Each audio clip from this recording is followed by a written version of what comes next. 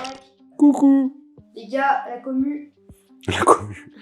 Des cow-boys, du whisky, des lions, des traumatismes de guerre, une indienne qui se bat contre un couvent et Harrison Ford en chapeau mou qui te parle comme s'il allait te frapper avec sa pipe. Ouais, j'ai maté 1923 et disons que le Far West, il est plus vraiment phare, mais il est toujours sacrément vénère. Aujourd'hui, j'ai regardé pour toi 1923, la suite de 1883 dont on a parlé hier, le préquel de Yellowstone, et à ce stade, la famille Dutton a plus de spin-off que d'hectares, mais franchement, celui-là, il vaut le détour. Après la fondation, place à la confrontation, là où 1883 racontait la conquête, cruelle, romantique, poussiéreuse, 1923 c'est la confrontation. L'Amérique est en mutation, l'électricité arrive, les Indiens sont enfermés dans des écoles, les cow-boys croisent des bagnoles, et la guerre a laissé des hommes cassés et des femmes indomptables. La famille Dutton est toujours là, mais elle a pris des rides, du plomb dans l'aile et de la rage dans le regard, et elle va devoir se battre pour ne pas disparaître. Spoiler, ça va saigner et pas qu'un peu. Harrison Ford et Helen Mirren, vengeance en mode Oscar à fusil. Oui, c'est Harrison Ford qui joue le cow-boy fatigué. Mais pas fatigué genre je vais faire la sieste, fatigué genre j'ai vu la guerre, j'ai vu la mort, et si tu touches à mon bétail, je te démonte à main nue. Il est austère, impressionnant, précis, pas charismatique façon Clint Eastwood. T'as pas intérêt à lui parler mal.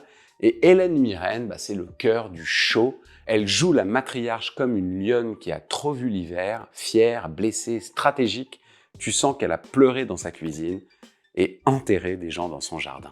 Visuellement, c'est juste du cinéma en fait. Des paysages filmés en cinémascope déprimé, des ambiances de guerre dans la boue et des séquences africaines à la Out of Africa qui frôle donc le film d'aventure à l'ancienne. Mais ce qui est fort ici, c'est le montage parallèle. La série ne suit pas une histoire, elle tisse 3 récits en parallèle, la lutte des Dutton pour leur terre, le retour d'un neveu traumatisé par la guerre et l'histoire déchirante d'une jeune indienne martyrisée dans une école catholique. Et ce montage est intelligent, ça pourrait être lourd, mais non, ça crée un rythme, une tension, une perspective et un malaise persistant. Alors, au niveau cinéphile, c'est un western moderniste. C'est plus du Ford, c'est pas encore du Tarantino, mais c'est juste du Tyler Sheridan en pleine déconstruction de l'Ouest. Tu penses à Il était une fois en Amérique pour l'ambition et le temps long, Les Moissons du ciel pour la beauté tragique des paysages, Deadwood pour la noirceur politique et même un petit peu de The Crown quand Helen Mirren regarde quelqu'un mourir sans cligner des yeux.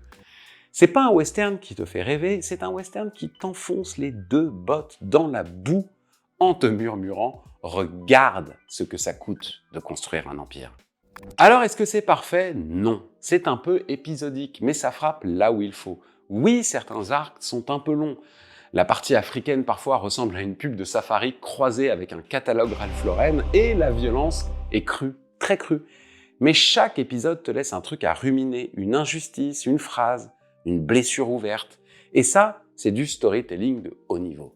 Alors, si tu as aimé 1923, tente bien sûr 1883 forcément pour comprendre l'héritage, Zinglish pour une autre version du western féminin, The Power of the Dog pour le western toxique et raffiné, Legends of the Fall, Légende d'automne pour le trauma familial en grand format, et Ozark si tu veux des familles qui règlent leurs problèmes en silence et en flingue.